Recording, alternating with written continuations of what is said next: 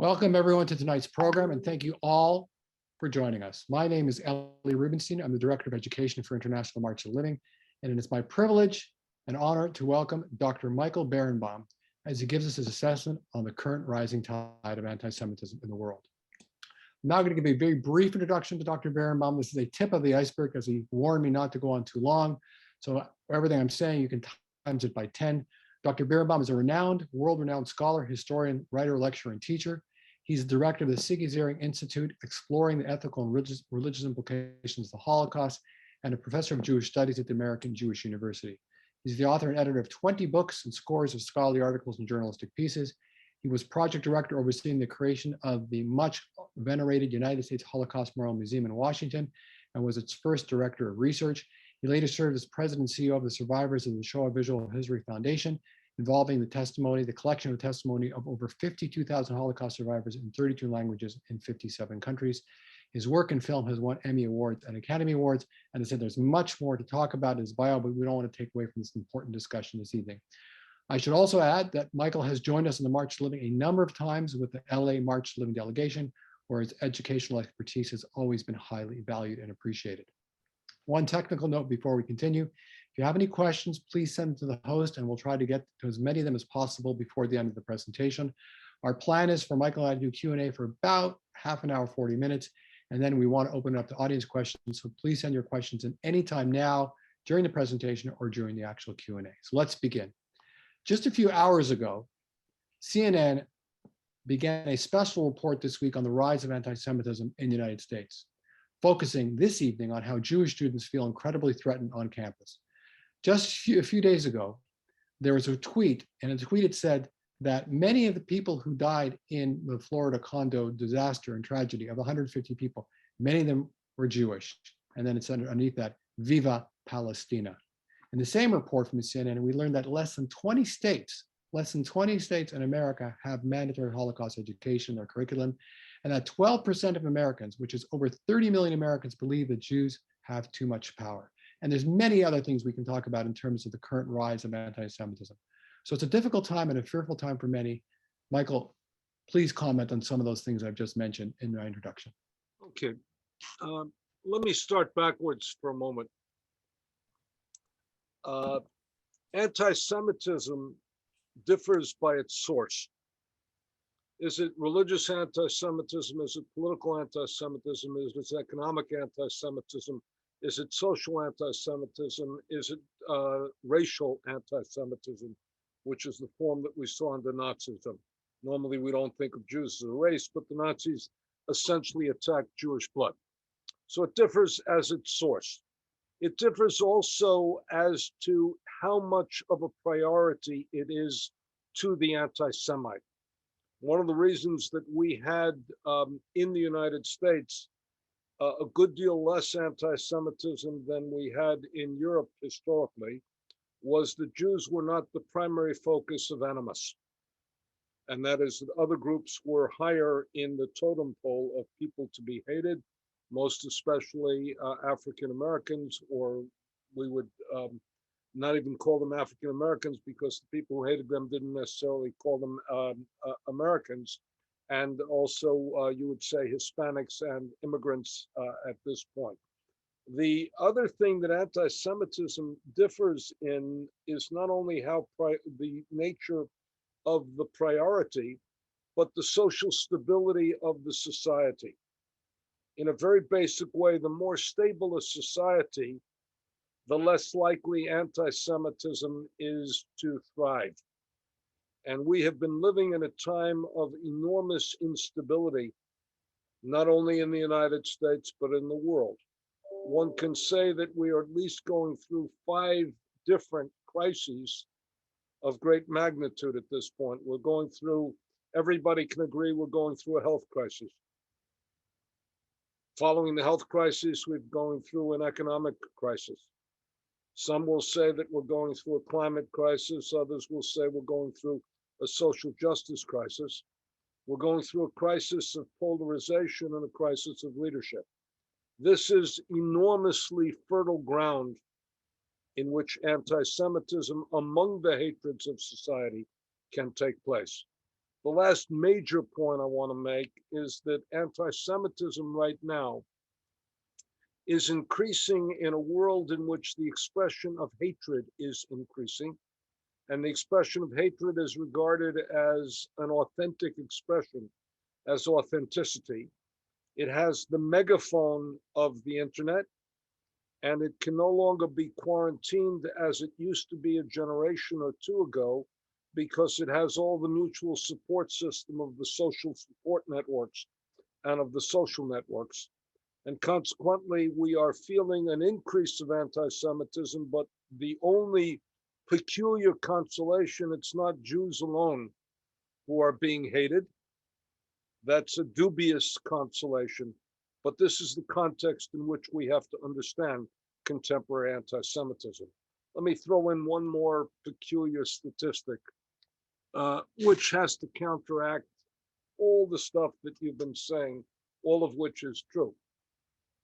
If you look at the Pew survey, Judaism is the most respected religion in America. By that I mean, if you underline the data, Judaism is the least disrespected religion in America. Catholic Church has a tremendous problem between pews and the pulpit. It has a tremendous problem with the discrediting of the priesthood because of the combination of the sexual predator priest and the cover-up by the hierarchy.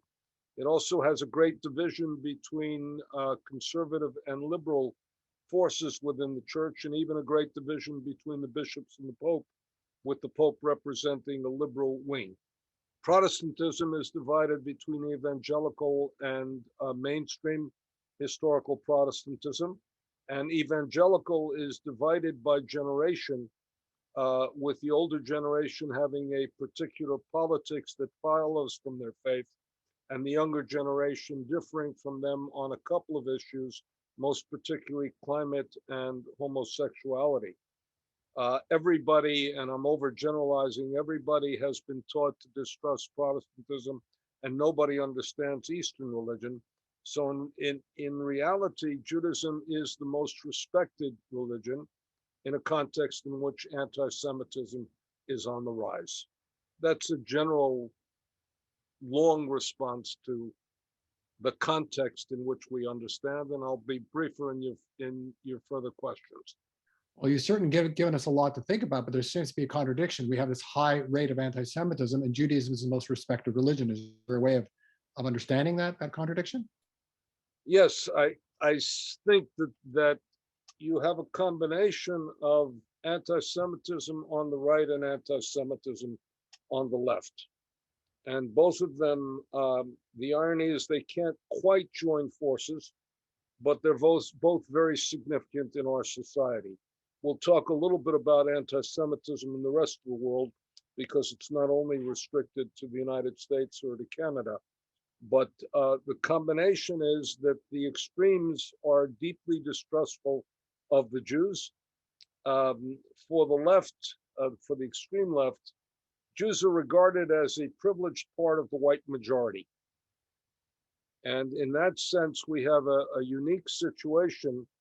We think of ourselves as a minority, and the left thinks of us as a privileged part of the white majority. And consequently, because we're privileged and because we're empowered, we can't possibly be discriminated against, according to the left. And consequently, there is a sense of deep distrust of the Jews precisely for empowerment, success, and majority status. The right, ironically, the extreme right, and we're not talking only politically, the extreme right considers the Jews not only non-white, but also guilty of what we would call the replacement theory. The Jews will not replace us, which was said again and again. Now, it's impossible to imagine that anybody believes that what in America is 2% of the population, in Canada probably less than that, is going to replace, and in Poland, where the idea was the Jews will not replace us, and Jews are 20,000 people in the Polish nation. Once they were 10% of the population, Now they're less than 0.2% of the population. How can you imagine Jews will replace us? The reality is we are accused of advocating policies that dilute white Anglo-Saxon Protestant domination. And we have been the beneficiary for more than half a century of the opening up of America's power structure to people who are other than white Protestant male Anglo-Saxon Americans. So consequently, replacement is not that we're going to physically replace, but we advocate programs and policies that diminish white Anglo-Saxon male power. And that is, the reality of that is, yes, that's true. And B, it's also true that we have been one of the primary beneficiaries of the opening up of what had previously been a closed power structure. So it's a complicated reality.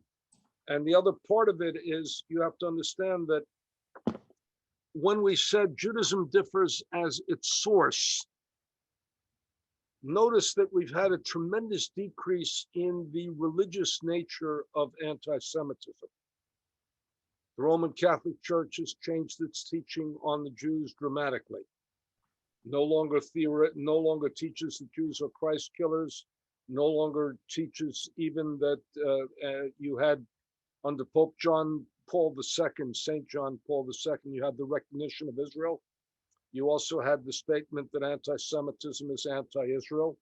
And under Pope Francis, you had the dramatic transformation of the Roman Catholic Church by saying we don't have to convert the Jews. Jews are at one with God, and there is no longer a mission to the Jews. Evangelical Protestantism is strongly pro-Israel, and consequently pro-Israel for its own religious reasons, because it believes the Jewish return to the land is the precursor for Jesus's return as the Messiah, and consequently sees that as a step in redemption, and is now having a little bit of a crisis because it regarded Netanyahu as a pivotal figure in that, and has to learn to accept the transformation of the Israeli government itself. So and Islam, which had traditionally been less anti-Semitic than Christianity regarding the Jews, because it had the idea that Jews were people of the book, consequently, as long as they knew their place, they could be accepted, and there were no pogroms of the same sort in Protestant in Islam as there were under Christian domination. Islam has a political anti-Semitism that's given a religious form, but the political anti-Semitism is the core. And even that, ironically, is beginning to change among an elite because of the Abraham Accords and because of the de facto alliance between Sunni Muslims and Jews. So religious anti-Semitism is significantly on the decrease. Other forms of anti-Semitism dramatically on the increase. And we can talk about that as well. That explains the contradiction. And if it's complicated, it sure as hell is complicated. I feel like asking you, will that be on the exam next week? These are very complicated topics. I want to ask you a question, which is kind of two parts. And the first part begins with a famous joke, and then the second part elaborates on that. This joke is told about, it's a bitter Gelacht, as you say in Yiddish, a bitter laughter, about the neo-Nazi protests with all these signs saying down with the Jews. And a middle-aged Jewish man shows up with a sign saying down with the bicycle riders. One of the Nazis looks at him and says, down with the bicycle riders? What did the bicycle riders do? And the Jew says, what did the Jews do? So that joke speaks to the fundamental irrationality of anti-Semitism and the fundamental irrationality of racism. And the question is, where does that come from? And is anti-Semitism distinct, like, is it sui generis? Is it completely different from other forms of racism, or is it just another form of racism with its own unique characteristics? So two parts. Where does this irrational racism come from? Is it inherent in human nature? And is anti-Semitism very much different from all other forms of racism? Anti-Semitism is like every other form of anti-Semitism, and unlike every form of racism, And unlike every other form of racism, the great scholar Robert Wistrick called it the longest hatred. And let me give you a simple analogy to it. Remember the game whack-a-mole? Of course. Whack-a-mole is when you hit something out, it pops up, something else pops up. Anti-Semitism has the capacity to morph into a variety of different ways and different functions, and consequently, it is there. I think that it is partially inherent in the nature of the Jewish presence on this earth that creates a range of anti-Semitism. Let me give you an example from a book by Timothy Snyder on Black Earth. And Timothy Snyder said that the Jewish concept of justice and equity was antithetical to the Nazi concept of survival of the fittest. And consequently, the Nazis had to hate the Jews because they were standing in opposition to essentially the most fundamental doctrine of Nazism, which was survival of the fittest and the triumph of a master race. And the Jewish notion of justice and compassion and equity and decency stood in antithesis to that. Judaism itself presents a challenge to the world, and Jewish existence also presents a challenge to the world.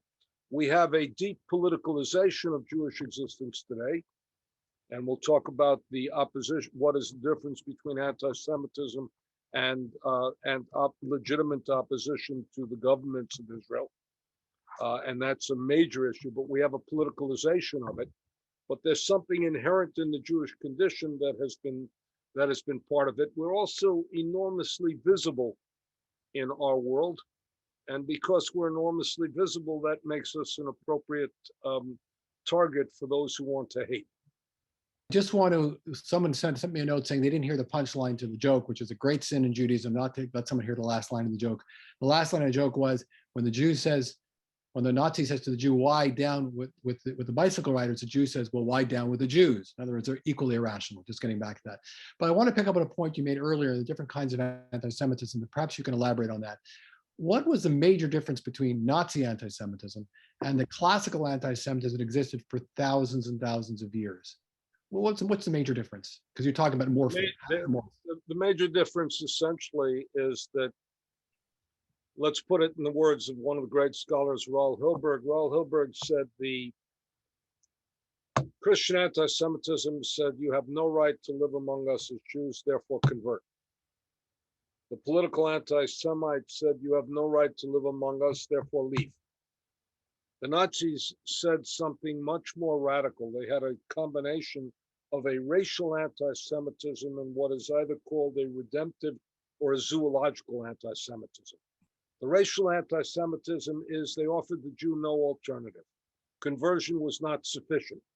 If your grandparents had Jewish blood within them, then you were defined as a Jew, targeted as a Jew, even if you were Roman Catholic priest, a Roman Catholic nun, a Protestant minister, etc., etc. I studied with a man by the name of Eugen Rosenstock Jussi, who was regarded as a great Protestant theologian from 1913 to 1933, and a great Protestant theologian from 1940 to 1967. And between the years 33 and 1939, when he left Germany, he was regarded as a Jew by the state. The target was Jewish blood, had nothing to do with who the Jew was, with the identity they affirmed, with the religion they practiced, with the traditions, how they felt about themselves as Jews. The second element, and this is essential to Nazi doctrine, is that getting rid of the Jews was the essential to the national salvation and national protection of the German people. Jews were regarded as a cancer. And let me be graphic, and I'm going to be deliberately graphic on this. If I were to walk into a woman and cut off her left breast, I would be a mutilator. If I am a doctor and I say, I'm sorry to tell you, you have breast cancer and I must perform a mastectomy, I am a healer. The Germans defined the Jews as a cancer. Therefore, their elimination, their murder, essentially was an act of a medical act, and a medical act to cleanse, purify, and essentially to leave the German nation in a position where it could survive, in the same way that if a doctor removes a cancerous breast, he is not a, or she is not a mutilator, but somebody who's enabling the patient to survive. Timothy Snyder, whom we mentioned before, calls it essentially zoological, to eliminate the Jews from the face of the earth so that the entire nature of the human community is changed forever. Nazism in that sense goes further than any other form of anti-Semitism ever went.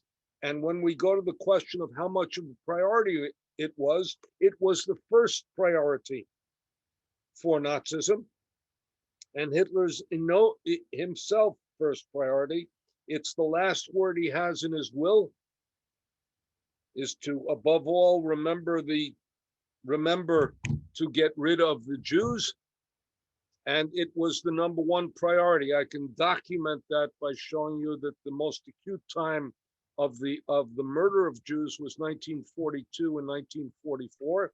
And these were the most perilous times for Germany in terms of fighting World War II. And if Germany wanted to win World War II, it would never have gotten rid of the talent, scientific, economic, technological talent involved in getting rid of the Jews. And one could argue if it didn't get rid of the Jews, it might have indeed won World War II. So that the idea of it as a total priority of the entire society, as essential for the national salvation of the Germans. And let me give it to you in two small images. We all know the name Dr. Mengele. Why was the selection at the ramp, where after all the March of the Living, we go to Auschwitz, we walk to that ramp, we see the site of the selection. Why was that selection made by a doctor? That selection was made by a doctor to give the illusion that what was involved was a medical practice essential for the well-being of the German people. The Zyklon B gas arrived at the crematoria in a Red Cross truck. Let me repeat that. The Zyklon B arrived at a crematoria in a Red Cross truck for two reasons. Number one, it was to alleviate the anxiety of the people who were about to enter the gas chamber, because a Red Cross truck seems to be offering what? Help, assistance, comfort, medical treatment. The second is, more importantly, for the Nazis, that was a medical procedure. There was always a doctor present at the crematoria, and it was the doctor who pronounced the dead dead, because it was regarded as a medicalized treatment. That should remind us of one other thing, that anybody who believes that this is comparable to that what we're facing today is comparable to what we faced in the year 1941 through 45, doesn't understand what happened in 1941-45. That's a dubious consolation to us, but don't trust anybody who says, we're on the brink of Auschwitz. That's quite chilling. Let me move into another subject, which is really always controversial and always difficult to navigate. We saw what happened in the recent Israel-Gaza conflict, the incredible outburst of anti-Israel and anti-Semitic sentiments. So here's the question. That was a very difficult question, Michael. Is anti-Zionism automatically anti-Semitic? We find two extremes. Some believe that any criticism of Israel, no matter how small, is always anti-Semitic, and others believe that criticizing Israel is never anti-Semitic, and it's always about justice and human rights. Which is it? Is anti-Semitism? The answer clearly is that both are absolutely wrong. Okay, let's begin with the simple thing. Israel is an imperfect entity. It's a human entity. Human beings are imperfect entity. Israel makes plenty of mistakes. Every human society makes plenty of mistakes. There's an easy way to begin to differentiate between criticism of the state of Israel and its government, and anti-Semitism. It's what Natan Sharansky refers to as the 3Ds. Double standards. If you're judging Israel by one standard and the rest of the world by another, then you're moving toward, you're engaged with anti-Semitism. Let's give a simple example. You're living in Canada. Canada discovered that it has been killing, it has discovered mass graves this week and last week and months before of indigenous population, mass murder of indigenous population. Canada begins with a recognition that it has a problem in its formation with an indigenous population. But nobody moves from that to the fact that Canada has no right to exist. Nobody moves to say that Canada is an illegitimate state. Double standards. The United States, Australia, I can go through 22 different countries who have taken over territories that had an indigenous population, replaced them in the power structure. That's the question of double standards. The second is delegitimation. Goes from the fact that Israel is an imperfect entity which discriminates against Palestinians to the fact that it therefore has no right to exist. And once you go to delegitimation, then you're denying essentially Israel the same rights, or Jews the same rights to self-determination that other countries have. And the third, which is the most difficult, is demonization. 3Ds, double standards, delegitimation, demonization, that Israel is the source of all evil. And consequently, it is responsible for every evil manifestation in the world. Once you say that, it's the equivalent of saying it's all the Jews' fault. That's essentially what we call demonization, which borders on and is flirting with, is engaged with, is involved with anti-Semitism. Now, is legitimate criticism of Israel anti-Semitic? The answer to that is absolutely not. I have a sister and nephews and nieces and grandnephews and grandnieces who are far more severe in their criticism of Israel than I am. They live in Israel. They are Israelis. They serve in the Israeli army. They're not anti-Semites. Israel has a press that is deeply critical of directions of its policy. They're not anti-Semites. And consequently, there is a difference between legitimate criticism. There's one other argument that we have to indicate. A plurality of the Jewish people live in the state of Israel. So in one sense, Israel is indispensable to the Jewish future because it has a plurality of Jews in the world and may soon have a majority of Jews in the world, which means it's determinative in part of the Jewish future. And consequently, if you're anti-Israel in its totality, you're essentially saying we oppose the direction that Jewish people have chosen for their own future. That's very different than saying, I don't believe that Israel should be occupying Palestinian territories. I want a two-state solution, or I want essentially, I was far less disturbed by what happened in Gaza than I was by what happened in Lod and Ramla and in mixed cities between Jews and Arabs, and what happened also with the manifestations of antagonism to Israel, to Arab citizens of the state of Israel. I think that's a much more enduring problem that lends itself to a solution and that calls forth social justice. But that's the way to look at Israel. And in fact, one can argue as to double standards. Let's look at the way in which what would have happened, for example, had Canada been sending rockets into Buffalo or into Detroit. Or let's look at what happened had Mexico been sending rockets into San Diego or into Texas. what would the response have been to the United States, by the United States, to that manifestation? And then you have to see what the nature of the conflict is there. That doesn't mean that you have to support every policy of the State of Israel, or that you even have to agree with the direction that the country is taking. And Israel's dealing with a whole range of controversies that are unresolved.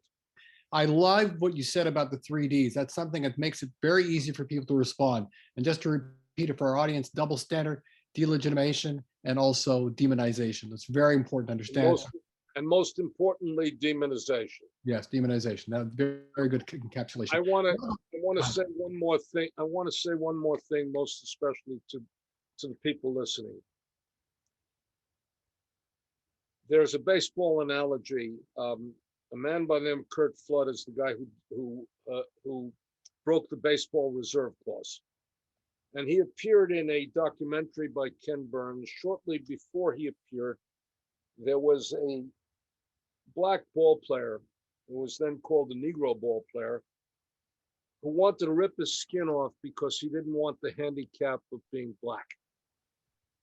And Curt Flood had a great line in that. He said, "I never objected to having black skin. I just wish I had tougher skin." My criticism of the younger generation of Jews today is that we need a tougher skin. And that is, we have to take the pressures that we're facing.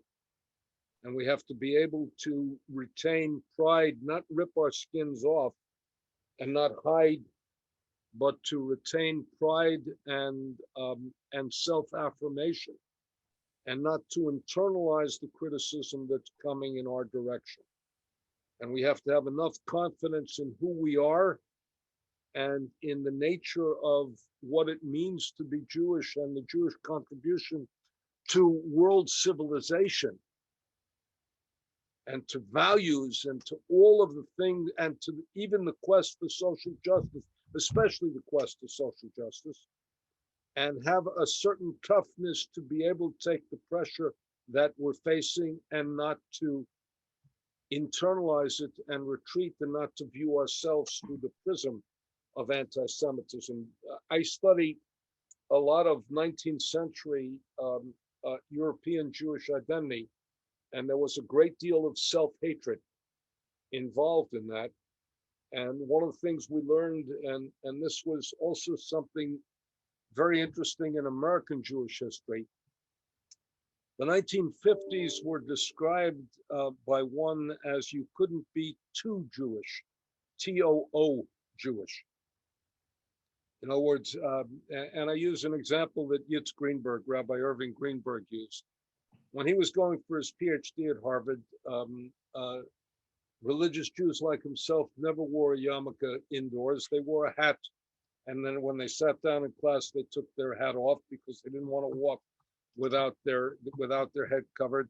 And Philip Roth has a great story called Eli the Fanatic, about a Jew who's manifestly Jewish, who's living in a Jewish neighborhood where everybody else is deeply Jewish, but not manifestly so, who causes embarrassment because he has a payas or he wears a kaftan and he wears pride.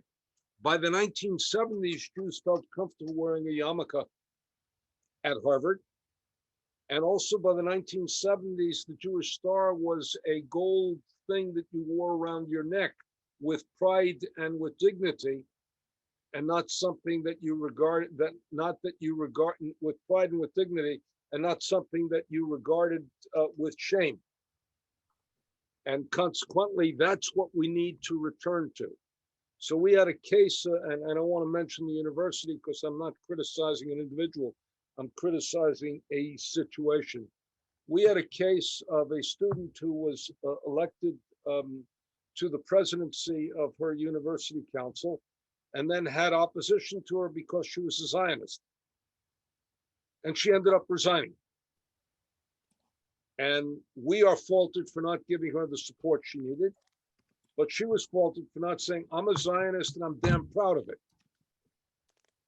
And the last thing you're going to do is have me resign for it, because I'm not going to accept that. And if I have to accept anti-Semitism and criticism as the price of affirmation, so be it. So I'm looking for you, especially to the people on the March of Living who are among our most committed Jews, to be prideful and mindful. That doesn't mean you have to be uncritical of Israel. Doesn't mean you don't have to challenge what it means to be Jewish in every way, but it means that you have to be prideful and mindful of what it means to be Jewish. And there is tremendous contribution that Jews have made to world civilization.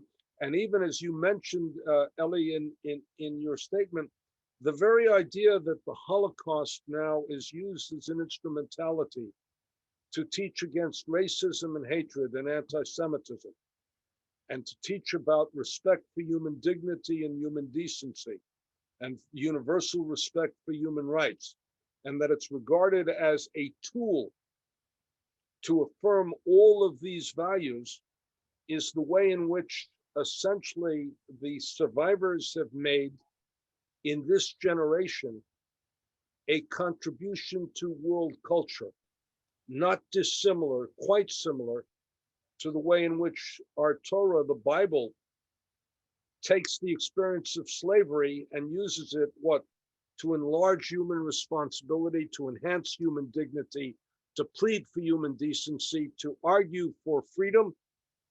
What does it give us? It gives us Sabbath. It gives us the idea of treating the widow and the orphan, the stranger. It means we can't take the utensils by which a person achieves fundamental dignity away from them. In order to do that, that's what we've done with the history of the Holocaust, which is now a universal contribution to world culture. And one of the great achievements of the generation that is now leaving us all too rapidly, and of the fact that you and me and all of us are responsible for maintaining that and transmitting that. And it's a recognized contribution to world culture, because we're having Holocaust institutions, Holocaust education occurring throughout the world, precisely because of what it teaches and what it represents.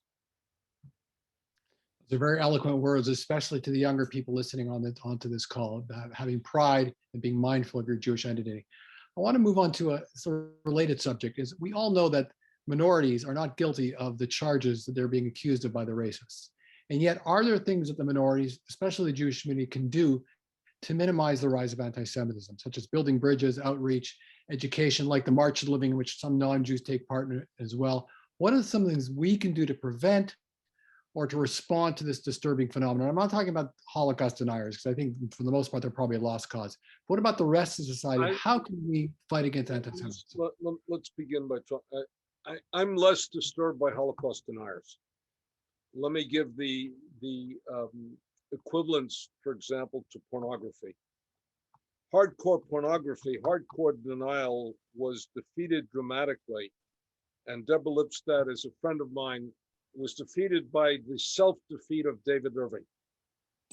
In other words, the Irving-Lipstadt trial of 2000, the most important thing for us was that David Irving lost, that he was manifestly shown to be a racist, an anti-Semite, and one who misread historical documents in order to try to exonerate Adolf Hitler. That Deborah Lipstadt won, though personally enormously gratitude, is secondary to the fact that David Irving was exposed for all the vehemence of that. I am deeply worried about Holocaust trivialization and minimization. We had a case in Congress very recently where a Congress person said that essentially wearing masks was the equivalent of Jews being forced to wear gold stars.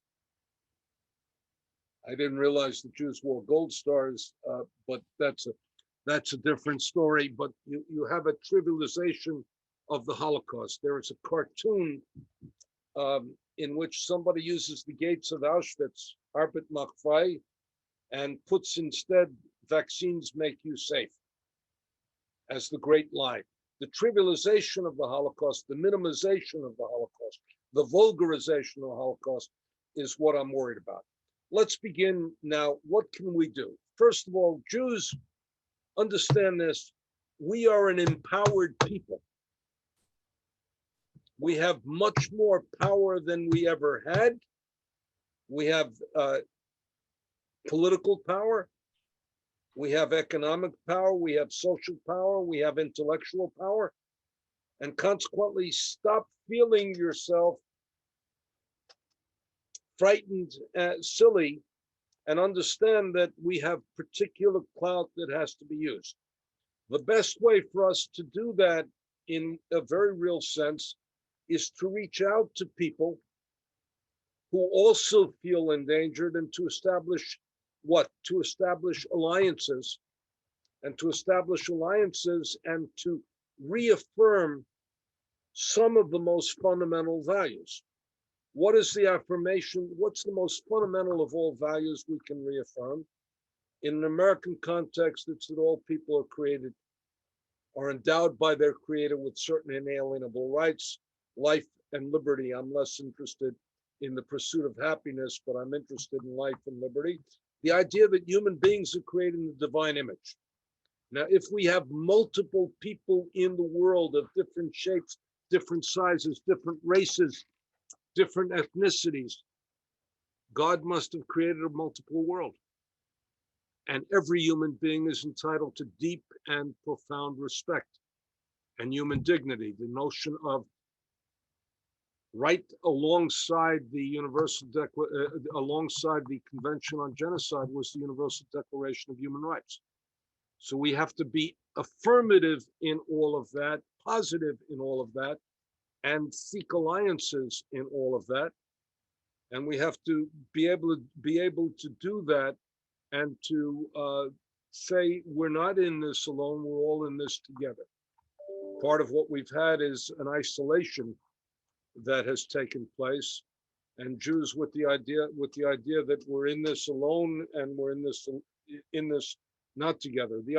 Look, when we go on the March of the Living, one of the things we have to recognize is that there's a Polish contingent that stands outside of Auschwitz to share the journey of Auschwitz that the March of the Living takes.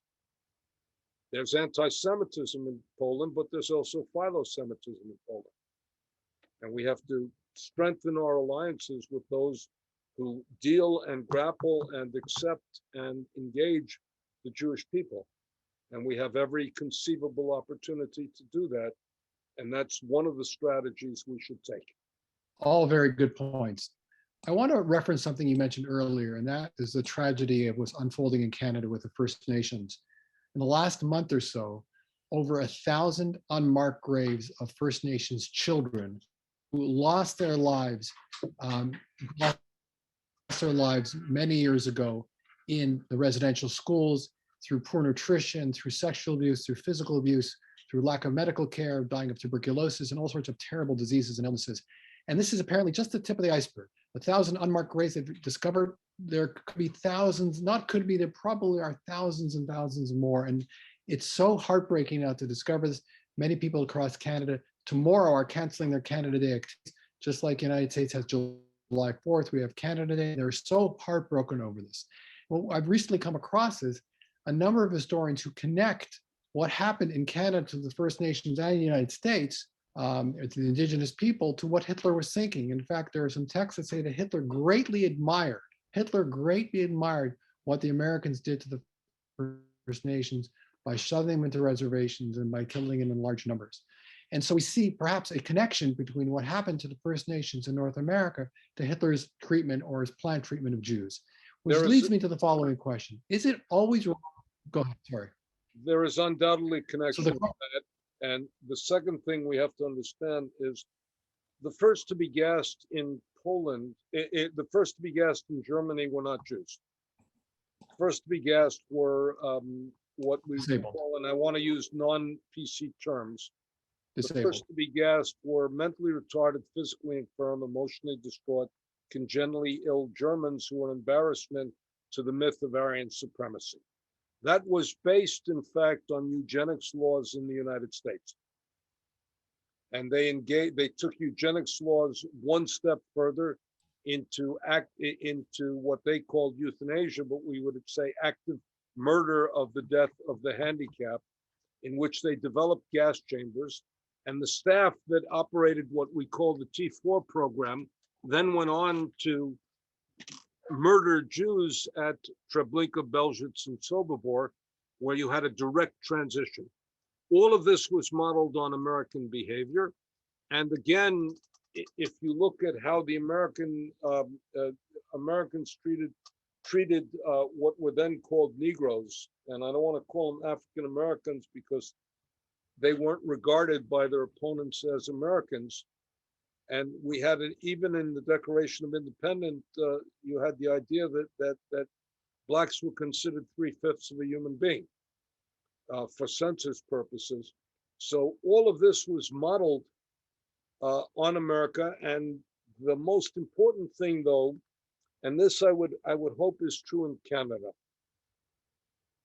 We created an exhibition in a museum in which we speak of American ideals, American reality, and American repair.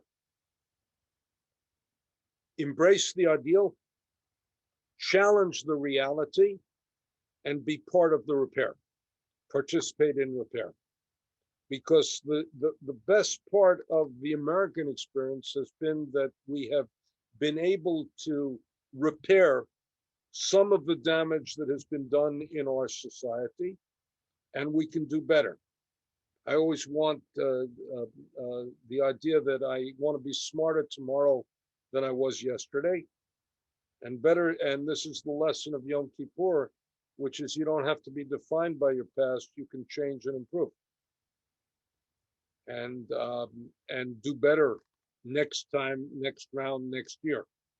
So I'm I'm not sure that you cancel Canada Day, but I think you have to say that Canada has to come to terms with the dark side of its own past, and consequently has to live up to the best of Canadian ideals. And the same thing is true of the United States, and the same thing is true of virtually every country, at least those countries that are based on an ideal. We've seen some parallels now between Hitler's thought process and some of the policies that existed in North America, which leads me to the question I was about to ask. Is it wrong to compare the Holocaust to other genocide? Isn't it true that all genocides have certain factors in common, such as othering, stereotyping, denying people their humanity, violence, and murder? On the other hand, people often compare the Holocaust to other genocides to diminish the Holocaust and to relativize it. So is it wrong or is it right? Let me develop that by beginning in the following way. You cannot equate many things. Almost nothing can be equated with the Holocaust. But everything can be compared to the Holocaust, provided you understand that when you compare, you're comparing and contrasting. The mistake that everybody makes, and this is an intellectual point, and I make it very often. The mistake everybody makes is they say you can't compare anything to the Holocaust. If you can't compare anything to the Holocaust, then the Holocaust has nothing to say to the human condition. But if you can say, even if there's not the equivalent of the Holocaust, thank God there's not the equivalent of the Holocaust. Thank God we don't have exact equivalent, but everything has to be compared and contrasted. And look, this was one of the things we did in the United States Holocaust Memorial Museum. They said you can't talk about the other Nazi victims without diminishing the importance of the centrality of the Jews. And I argued, and I wrote a book on this, in which I said that the only way to understand the uniqueness of the Jewish condition is to understand how it compares and contrasts with what happened to the rest of the Nazi victims. And let's give a simple example. We already spoke about the gassing of the handicapped, of the people of special needs. Very interesting thing in Germany is when they gassed those people, there was a public protest, including by Count Bishop von Galen. And that was driven underground. When it came to the gassing of the Jews, there was no such protest. You talk about the gassing of the gypsies, of the Roman Sinti, but there was no idea that the annihilation of the Roman Sinti was essential to the salvation of the German nation. No idea of killing them everywhere and anywhere. Poles were to be a subservient nation, but they were to be part of the human community. Different Jews were to be eliminated from the face of the earth.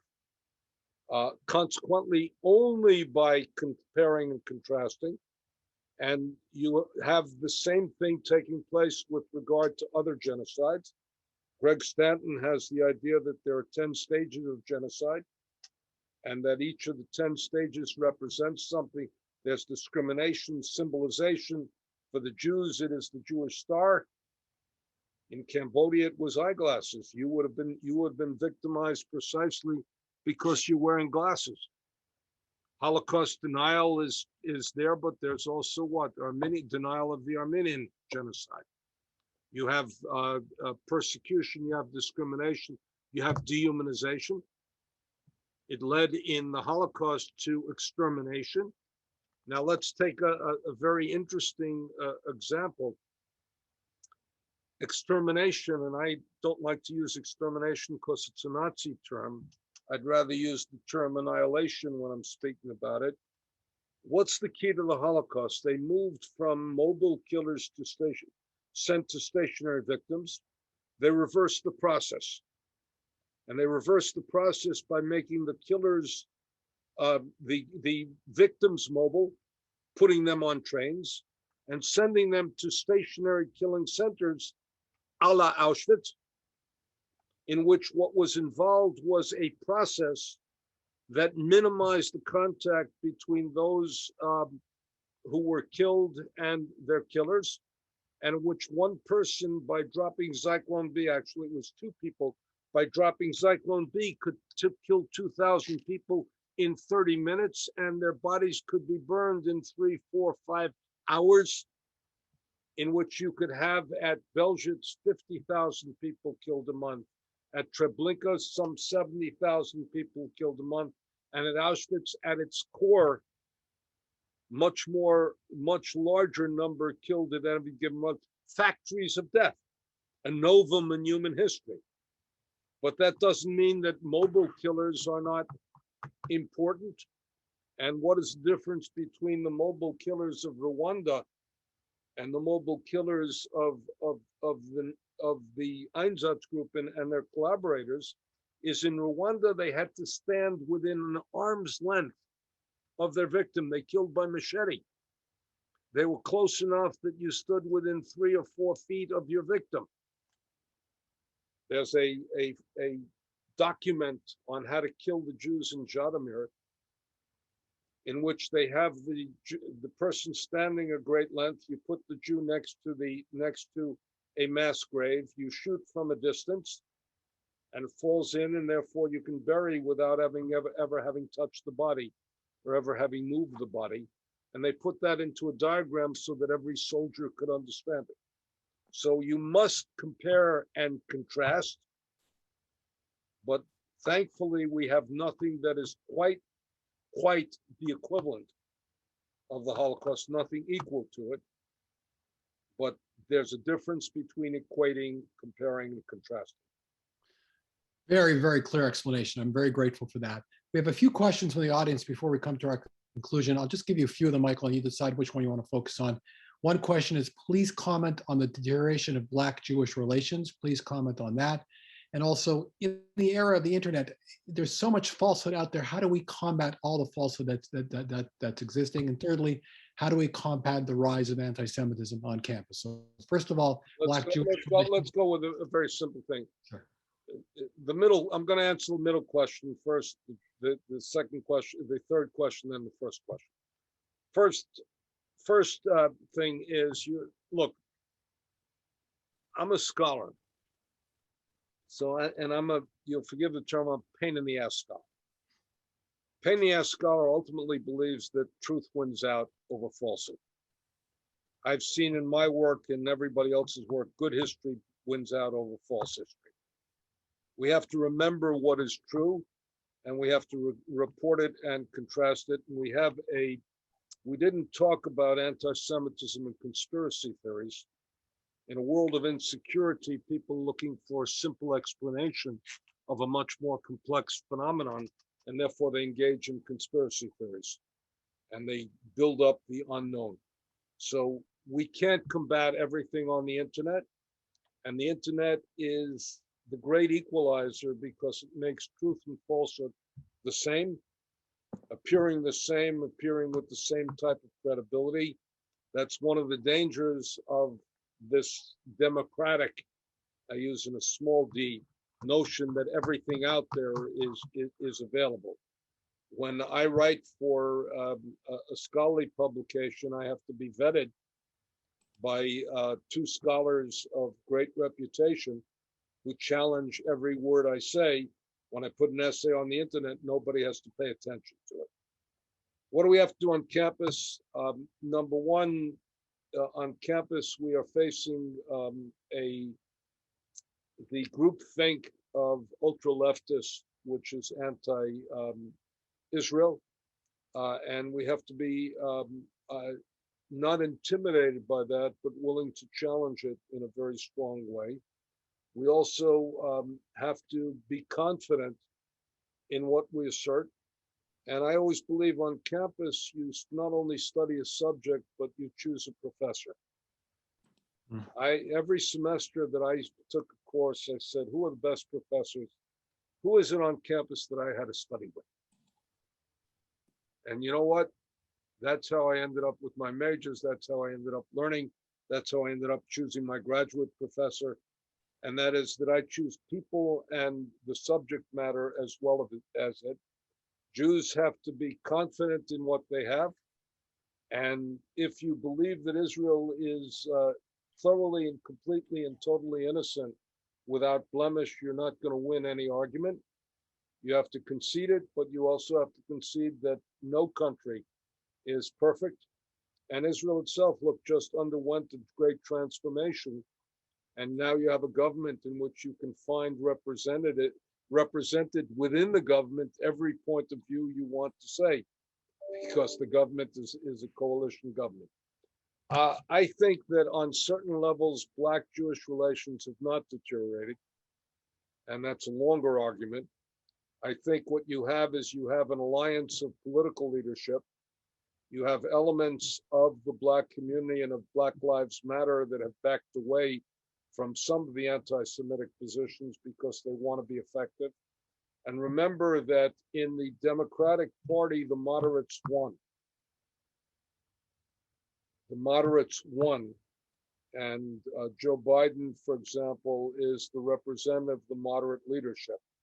The idea of defunding the police lost. It cost Democrats their seats. And there's a bill now to treat crime seriously.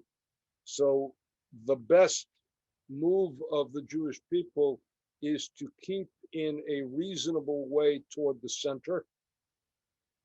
And I tend to be left of center, but believe very much in the center.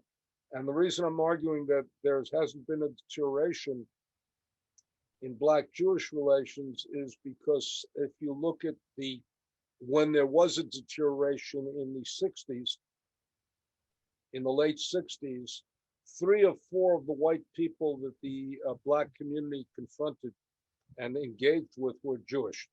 The Jewish businessman, the Jewish landlord, the Jewish social worker teacher. And that's where the conflict developed. But remember, I belong to the generation that saw 50% of more of the white community that integrated the South, that rode the freedom rides, that participated in the March on Selma. This is my generation. Andrew Goodman, who was killed, was my classmate. I participated in those marches. 50% of the people who participated in those marches, of the white people, were Jewish. And the clash was an intense clash, but the political alliance is strong. And we have to say that if you're going to go into an anti-Semitic thing, then the alliance is off. But you have to be very confident of that and very basic. You're not going to get a racist who's going to enter into a dialogue with, who's going to enter into an alliance with the Black community. not going to get an anti-Semite who enters into an alliance with the Jewish community. That doesn't happen. These are the requirements. Don't be timid about it. Be upfront, be open, and be strong. And ladies and gentlemen, there was a phrase a generation ago, schwer zu sein a Yid. It's difficult to be a Jew. It's very easy to be a Jew today, but we still have to have a certain toughness and a certain pride and a certain commitment to be able to carry on this noble tradition. Just threw in a little aside there that you were classmates with Andrew Goodman, who was portrayed in the movie Mississippi Burning, one of the 3 people who was murdered. 2 of them were Jewish. Before we come to our final, like, can you give us a little personal insight of who he was? That's an incredible intersection of a major person in history who died al Kiddush Hashem, I would say, sanctifying God's name. And look, Andrew Goodman was a very decent, very wonderful, very idealistic person who essentially made a terrible mistake, which is he rode on a, and I'm not blaming him, God forbid. He rode on a road that was a dark road that was very quiet and deeply vulnerable. And he was in social justice because of its values. They came out of his Jewishness, though he was part of that community that thought that even if you're operating out of Jewish values, you have to be universal and hide your Jewishness. I belong to the generation that felt very comfortable being Jewish in the social justice movement. My friend just wrote an autobiographical piece about the time we were sleeping in the bottom of a church. And he looked at me and he said to me, "Can we put on tefillin here?" And I said, "You're damn right we put on tefillin here, because we should show that religious Jews can be committed to social justice and can participate in social justice." That same ethos saved Soviet Jewry. That same ethos essentially was one of the ingredients that led to the downfall of communism. Human rights commitment led to the downfall of communism. The economic thing led to it, but the Soviet Jewry committed dramatically, participated in that, because we essentially told the Soviet Union, this is a world which is not yet redeemed. And Soviet Jews essentially said, this is not the kingdom of God on earth. And we supported them, and we had the capacity to go forth.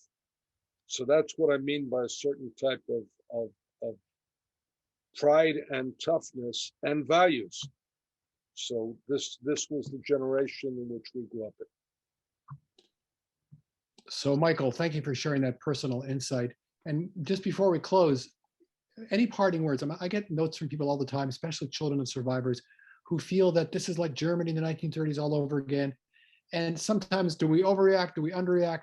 How do you gauge the times now? Is it worse than ever? Should we be more concerned or less concerned? The question is not whether it's Germany of the 1930s.